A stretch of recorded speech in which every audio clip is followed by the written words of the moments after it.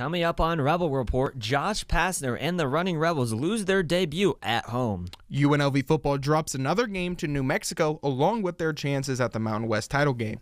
Racing Royalty joins us live in studio for a sit-down interview. It's all happening right now here on Rebel Report.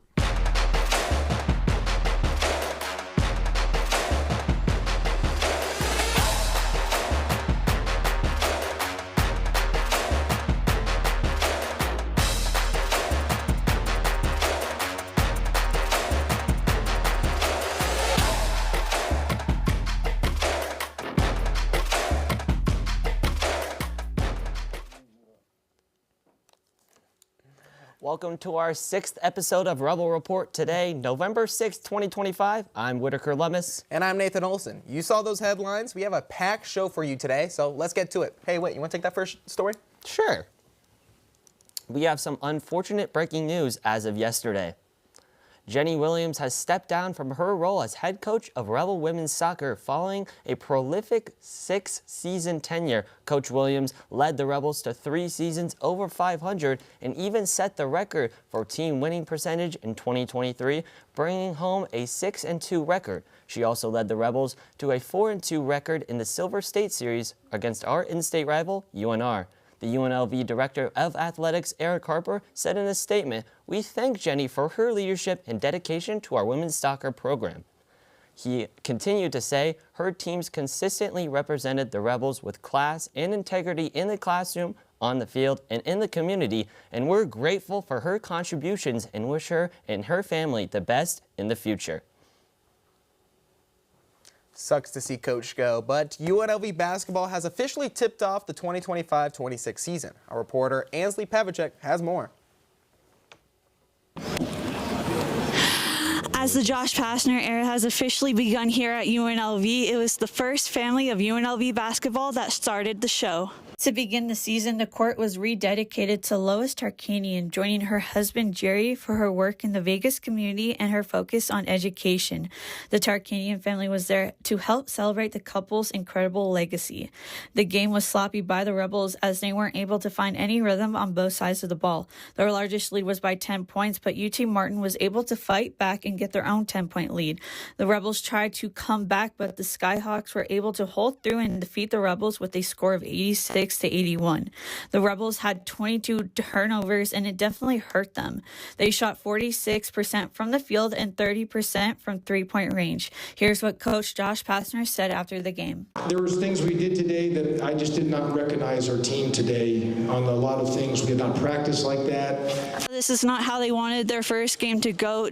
Coach Pastner says they have a lot to work on and they want to do it very quickly. Reporting from Thomas and Mack Center from Rebel Report, I'm Ansley Pavlicek. Yeah, I agree, Ansley. Losing to UT Martin won't bring in the crowds into Thomas and Mack Center. They will be back home Saturday for a matchup against the University of Chattanooga. Tip-off is at 6 p.m. Let's stay on the court and transition to Lady Rebels, where our Lady Rebels reporter Jeremiah Skillman has more. Thank you, Whit. Our very own 2024 to 2025 Mountain West champions, Lady Rebels, hit the court last night to start off their 2025 to 2026 season. They took on the Washington State Cougars last night here at the Cox Pavilion. The ladies were fired up to start their season. Tip-off hit at 6:35 p.m. and our very own Meadow Rowland got us started with a very beautiful layup. The ladies took the first quarter leading 16-12. To start the second quarter, our own Shelby Brown got us started, and the ladies also ended up taking the second quarter, leading 31-29. As we went into the halftime, the third quarter, Washington State went on a little run and took the first lead until our very own Aaliyah Alexander got us started back up. And the Lady Rebs just became unstoppable after that and took the third quarter, leading 47-37 going into the fourth quarter. The Lady Rebels kept the momentum going all the way till that final whistle and took the victory 64-51 for the first game of the season. I want to talk notable performances by 3 of our 5 returners. First, Aaliyah Alexander, who had 18 points, and the 2024 to 2025 Freshman of the Year, Meadow Rowland, who had 17 points and 9 rebounds, almost a double-double, as well as Jasmine Lott, who is coming back from injury, had 17 points as well. What a great game. I can't wait to watch for the rest of the season. The ladies will take on DePaul on Sunday, November 9th at 2 p.m. at the Cox Pavilion. Don't forget to get your free student tickets and support the ladies. They are on the road to another Mountain West championship, but that's all I have for you today. For Rebel Report, I'm Jeremiah Skillman. Thanks, Jeremiah. It sounds like the Lady Rebels are already off to a hot start. Going from the hardwood to the diamond, the Hustlin' Rebels have officially wrapped up their fall ball season. Our UNLV baseball reporter, Miley Palacios, has more. Fall ball is in full swing here at Earl E. Wilson Stadium, and the Hustlin' Rebels finished out their exhibition season with a matchup against the USC Trojans. From their first at-bats, both teams came ready to compete.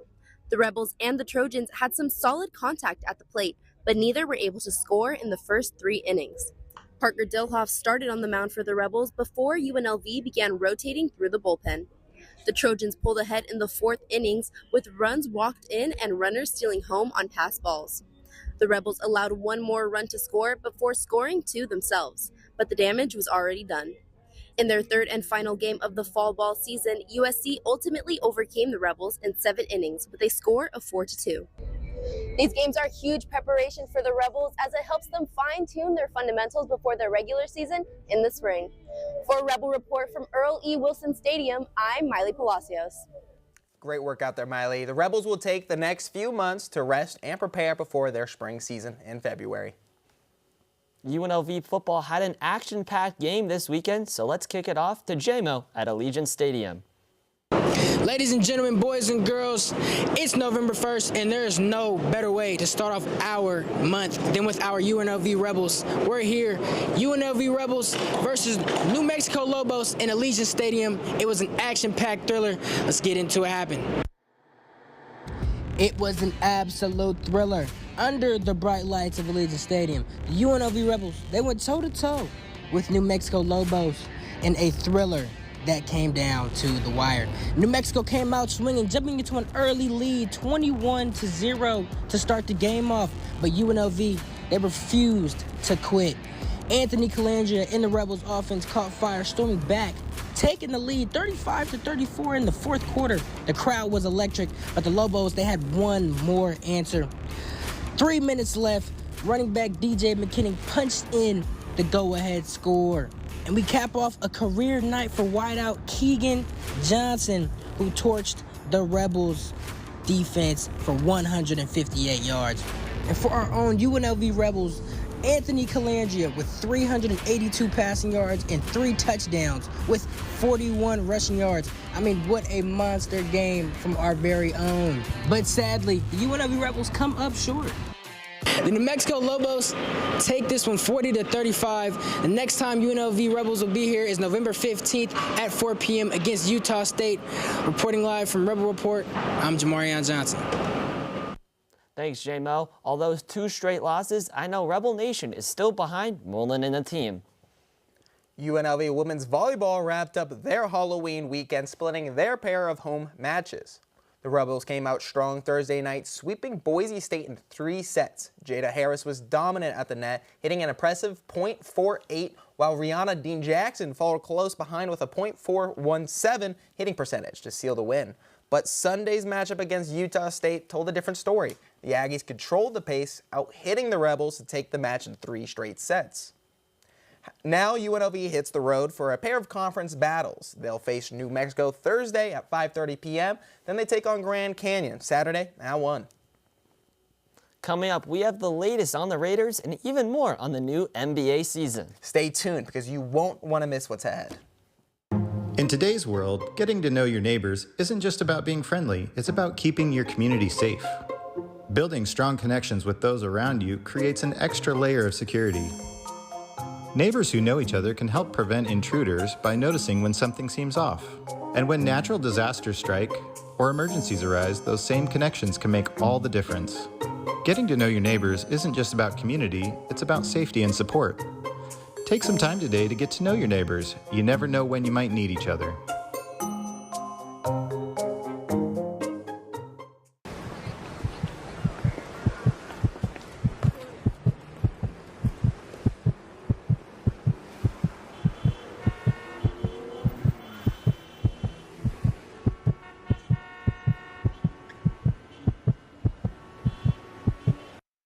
slow down, take a breath. Your mental health matters.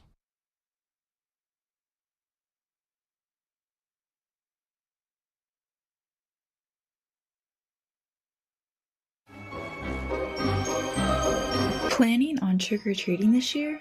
Halloween is just around the corner, and it's important to stay safe on the spooky night. First, always stay in groups. Children should always be with a responsible person. Second, look both ways before crossing streets. When it's dark, it's more dangerous on the roads. It would be smart to use flashlights. Lastly, examine all treats before eating. Don't eat anything that looks like it's already been opened. Have a fun and safe night. Welcome back to Rebel Report. I'm Nathan Olson. That's Whitaker Lummis. And as Thursday night football happens tonight, we have the Las Vegas Raiders and the Denver Broncos going at it. Very hotly contested matchup tonight. Super excited for it. But that AFC West, something to talk about. Who do you think is going to win it this year? You know, I grew up a Denver Broncos fan, so give me Bo Nix and the Broncos taking this game, proved 8-2, top of the AFC. Now, see, I almost agree because the Broncos are very, very good, but that offense, I mean, just doesn't score points until the fourth quarter. It scares me. That's why I'm taking the Chargers this year. I think they're very good offensively, very good defensively, very well coached. Even though they did lose offensive lineman Joe Alt to injury for the year, I think they'll be all right. I think that they're going to win the division. But isn't it crazy that we're not saying the Chiefs is winning the AFC West? Absolutely. Insane. Moving on, the Raiders fell Sunday to 2-6 afternoon, losing in overtime to the Jacksonville Jaguars. For more on the game and a look ahead to tonight's Thursday night football matchup is Julian Winters. I'm outside Allegiant Stadium right now where the Jacksonville Jaguars took on the Raiders, and what initially looked like a snooze fest turned into an absolute barn burner. The Raiders were carried offensively by tight end Brock Bowers, who had 12 catches, 127 yards, and 3 touchdowns. Unfortunately, the team did fall short in overtime when Geno Smith's game-winning 2-point conversion was swatted down at the goal line. The team will look to keep their season alive tonight in Denver without their top wide receiver, Jacoby Myers, who was traded coincidentally to the Jacksonville Jaguars at the trade deadline. Hopefully the team is able to keep their postseason hopes alive with a win tonight against the Denver Broncos. I'm Julian Winters with Rebel Report. Yeah, kickoff is at 5:15 on Amazon Prime and Fox 5 for all the Las Vegas locals. It's been an exciting week across the NBA, filled with clutch shots, record-setting performances, and some unforgettable finishes. From buzzer beaters in the East to showdowns out West, this week has no shortage of drama. We start in Milwaukee, where Giannis Antetokounmpo delivered one of the best moments of the season. With the game on the line, Giannis hit a buzzer beater against the Indiana Pacers, the same team that knocked them out of the playoffs. Last season in Boston, Yusuf Nurkic was the hero. The man grabbed a missed shot and put it back with 0.6 of a second to lift the Jazz over the Celtics in Chicago. Nikola Vucevic came through in the clutch, knocking down a game-winning three-pointer to lift the Bulls over the Sixers, keeping them at the top of the East. On Tuesday, Shai Gilgeous-Alexander made history as the Thunder star became the third player in NBA history to score at least 20 points in 80 straight games, lifting the Oklahoma City Thunder past the Clippers with another standout performance. In that West, 2 MVP candidates went head-to-head. Victor Wembanyama and Luka Doncic battled in a thriller. Doncic's late Game 3 gave Los Angeles a 2-point lead, and the Lakers held on for the win in one of the season's most entertaining games so far. From buzzer beaters to insane stats being put up, this is the NBA's best season and one of the most competitive week after week. Yeah, making our way over to the ice, our reporter Johnny Grays has more on your Vegas Golden Knights.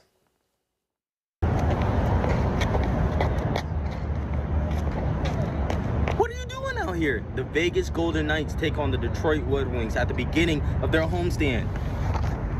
It's time to head into the fortress now. On a night where Gabriel Fluffy Iglesias ran the siren in for the Golden Knights, it was only right that the first shutout of the year for Akira Schmid and the Knights as a whole came on Noche de los VGK.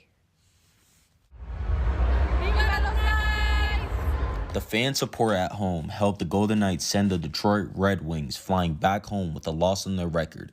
And in the second period, the game-winning goal was scored on a rebound by Ivan Barbashev, scoring his 4th goal of the season. Although Coach Bruce Cassidy was impressed by the efforts of teammates Jeremy Lauzon and Brandon Saad, who assisted on the play. So yes, happy with Jeremy. Was physical tonight. Stayed out of trouble in terms of the penalty box. I think he's gotten a few calls. Like the one in Carolina, I think the other day ran a little bump on a guy, got called. So I think he's also been the victim of some 50-50 ones, but thought he played hard tonight, did a good job for us. And you'll probably see a lot of that, where he's a hard-nosed guy that makes it tough on the other team. Guys offensively hasn't happened for them yet, so I thought it really helped Brandon Saad's game. He was really engaged tonight.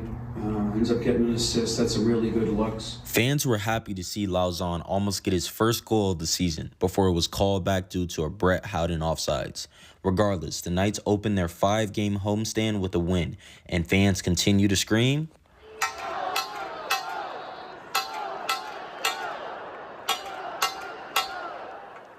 Thanks, Gianni. The Golden Knights will continue their homestand against the Tampa Bay Lightning tonight. Puck drop is at 7 p.m. sharp.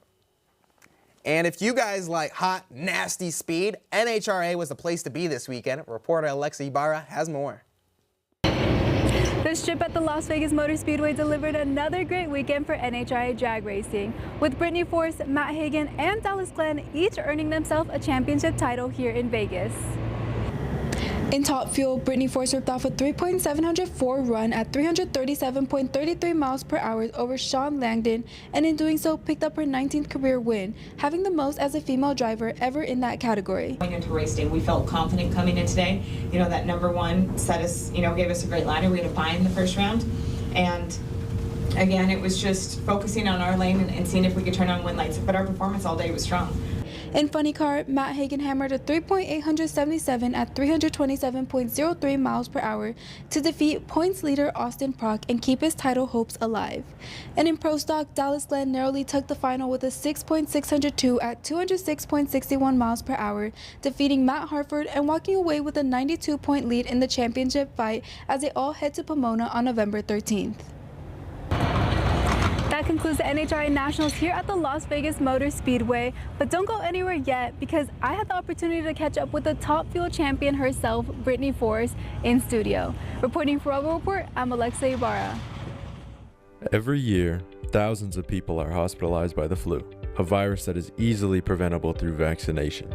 The virus transmits through any close contact, so getting your shot is the first step in stopping the spread. The more people that get the vaccine, the less likely it becomes for you to contract and infect others with the virus. With flu season in full effect, there is never a better time than now to get your flu shot.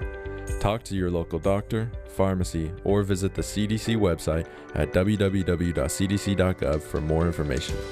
Do your part to stop the spread of the flu and schedule your flu vaccination today.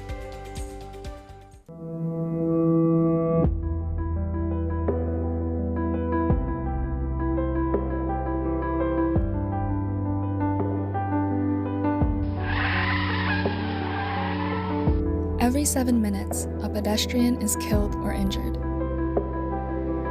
due to impatient and reckless driving and careless walking. For everyone's safety, don't be reckless. Watch the road. In today's world, getting to know your neighbors isn't just about being friendly, it's about keeping your community safe. Building strong connections with those around you creates an extra layer of security. Neighbors who know each other can help prevent intruders by noticing when something seems off. And when natural disasters strike or emergencies arise, those same connections can make all the difference. Getting to know your neighbors isn't just about community, it's about safety and support. Take some time today to get to know your neighbors. You never know when you might need each other.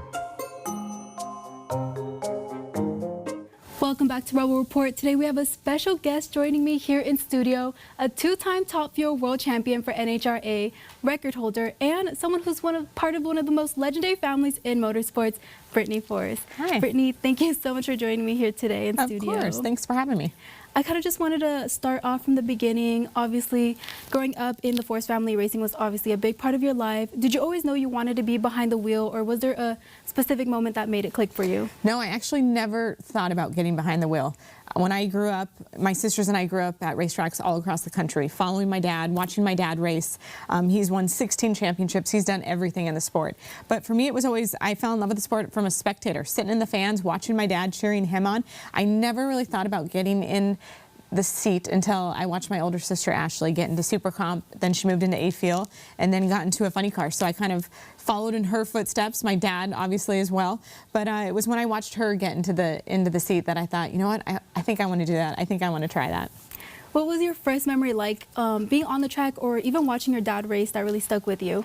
As a kid, I remember sitting in his tow car.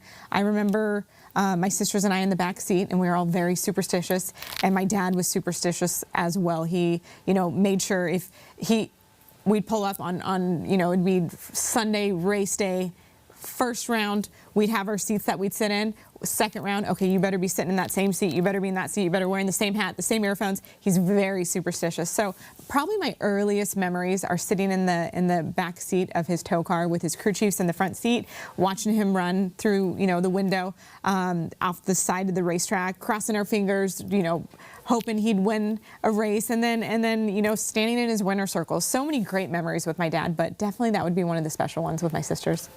You've been competing in Top Fuel, one of the fastest categories in drag racing, for years. For those who might not pay close attention to the NHRA, what's it like being in a car that's going 330 plus miles an hour in under 4 seconds? There's nothing like it. You can't compare it to anything.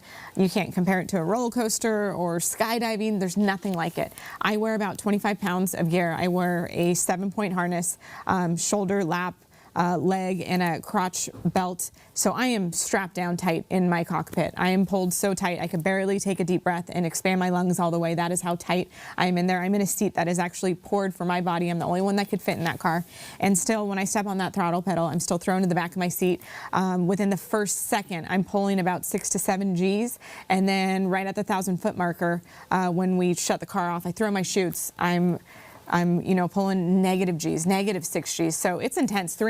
Now we're doing 340 plus miles per hour in less than 4 seconds. It's 11,000 horsepower. There's nothing like it.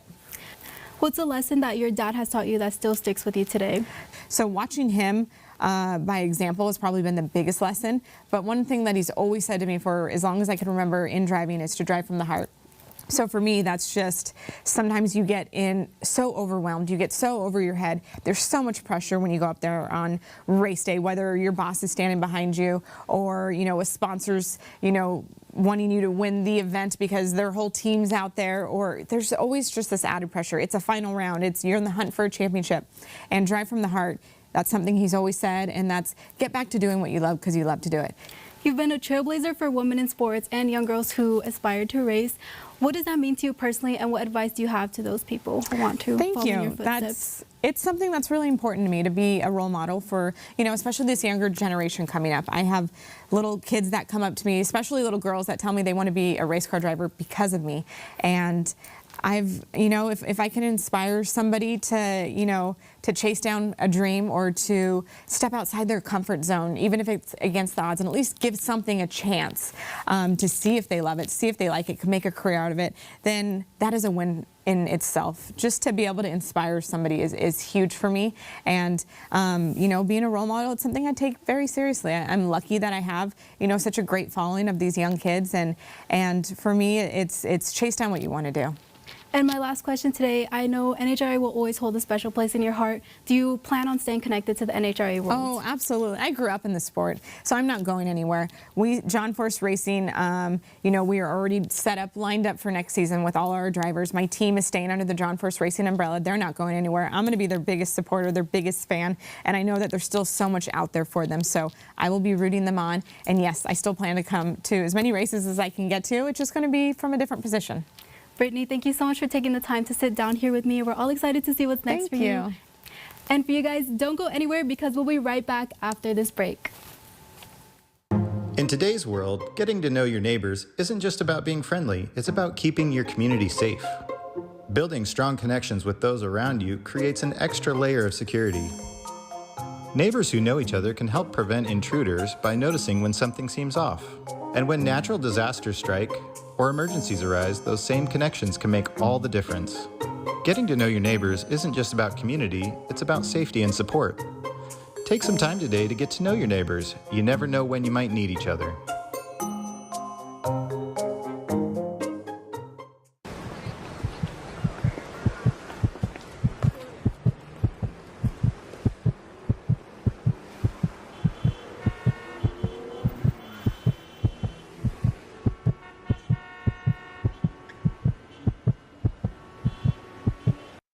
Slow down. Take a breath. Your mental health matters.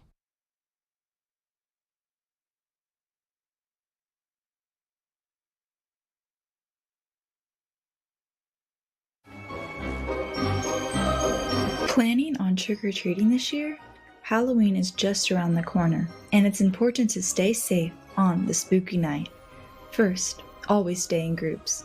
Children should always be with a responsible person. Second, look both ways before crossing streets. When it's dark, it's more dangerous on the roads. It would be smart to use flashlights. Lastly, examine all treats before eating. Don't eat anything that looks like it's already been opened. Have a fun and safe night. You know, Noe, I like to go fast. Yeah, would I agree? A nice crisp 75 miles per hour? Ooh-wee. No, like Formula One fast. Whew, that's fast. Like this weekend at the Brazilian Grand Prix, and we have our resident F1 reporter, Wyatt Pudlow, to predict the future. Thanks, man. Like Whit said, it's race weekend in Brazil, and the championship swinging 3 different ways is still possible. Norris, Piastri, Verstappen, a 3-way title fight that we haven't seen since 2007 when Lewis Hamilton was in his rookie season. Yeah, let that sink in. Anyway, Verstappen is going to have to pull some serious pace this weekend. In 2024, he jumped from 17th to 1st during the race, and that was in the wet weather. If the conditions are the same and he starts in the top 10, maybe top 5, there's a high chance he can take the win. However, the sprint race still exists, 8 points for P1. Just for fun, my prediction for the season. I believe there's a high chance this fight will go all the way to Abu Dhabi to decide the champion, that being Verstappen securing the 5-peat, tying Michael Schumacher for most consecutive championships. Catch the Brazilian Grand Prix at 9 a.m. Pacific on ABC, ESPN, and F1 TV. The ISU Grand Prix circuit is heading to Osaka this weekend for the NHK Trophy, and Japan is packed with star power. Roki, who should we keep an eye out for this weekend? Well, Nate, I'm glad you asked. The Japan has a great lineup of skaters for this weekend, including Japan's own Kaori Sakamoto, who is chasing another podium finish that would lock in her spot in the final. She took silver in France, but now she's on the home ice, and she's the one to beat. Heading over to the men's side, Olympic silver medalist Yuma Kagiyama is making his season debut, and he's looking to start strong in the series. Meanwhile, some familiar faces are making their return.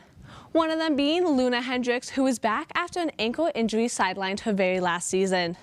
And not just her, but the 2-time Olympic ice dance medalist and siblings, Maya and Alex Shibutani, are competing again for the first time in 7 years. They took a short break, but now they're ready to get back on the ice. And finally, we can't forget about the pairs where Olympic champions Su Weijing and Hong Kong are back on the ice after 4 years away. And they're ready to reclaim their spot at the top. From comebacks to first-time clashes, Osaka's about to deliver some serious ice drama, and you don't want to miss any of it. Well, I'm Roxa Flatten with Rebel Report, cooling things down and sending it back to the desk. Thanks, Roki. The rhythm dance competition starts at 7:30 p.m. tonight, and you can catch all the replays from all the events all weekend long on Peacock. Before Islam versus JDM shakes up the MMA world, next week we still have one more fight night to get through this Saturday, and it's set to have major implications across multiple divisions. The card is headlined by Randy Brown against number 14th ranked welterweight Gabriel Bonfim, who's currently riding a 3-fight win streak and enters as a -180 favorite. Brown is also coming off a win, knocking out Nicholas Dalby earlier this year, earning himself Fight of the Night to go along with it. This is a classic striker versus grappler matchup and should turn out to be an entertaining fight. For the co-main event, we have a flyweight bout between Matt Schnell and Joseph Morales. Both fighters are coming off wins, with Morales entering this one as a -300 favorite. You can expect this fight to have a lot of grappling, which makes this one an interesting matchup. Vegas 111 takes place tomorrow here, both at the Apex in the Sin City. You can watch it live on ESPN and ESPN+. The theme of this episode seems to be speed, so let's send it over to the speediest in the studio with Maya Perez. She has 60 seconds on the clock to tell us about UNLV athletics. Welcome back to Maya's Minute with Normal Maya. I have no idea who that discussed chick was last week, but I hope everyone had a fun and safe Halloween, but we must move on. Spiking off today, as always, we have our women's volleyball away from home taking on the New Mexico Lobos at 5:30 p.m. Friday, we have a very exciting red and black scrimmage from our softball team at 3:30 right here at UNLV, so I highly encourage everyone to get tickets. 30 minutes after our softball gets up to bat, our swim and dive is hosting BYU. Moving on to the 8th, Saturday, swim and dive is swimming on over to the University of Utah at OMG 11 a.m. Early bird gets the worm, huh? At 1 p.m., our volleyball team will be at GCU, and our run and revs is home against Chattanooga at 6 p.m. Then to kick off our night, our football team is at Colorado State at 6:30. At 2 p.m. on Sunday, our favorite Lady Revs are at the Thomas & Mack against DePaul, the Blue Demons. Jumping on over to Tuesday, our run and revs now host the Montana Grizzlies at 7 p.m. And finally, next Thursday, we have a Rockin' Rebels night. Hello, women's volleyball against Wyoming at 6:30 p.m. with a fun theme night. I'm gonna be there, and honestly, I'm taking multiple people with me. Nate and Whit, are you guys free?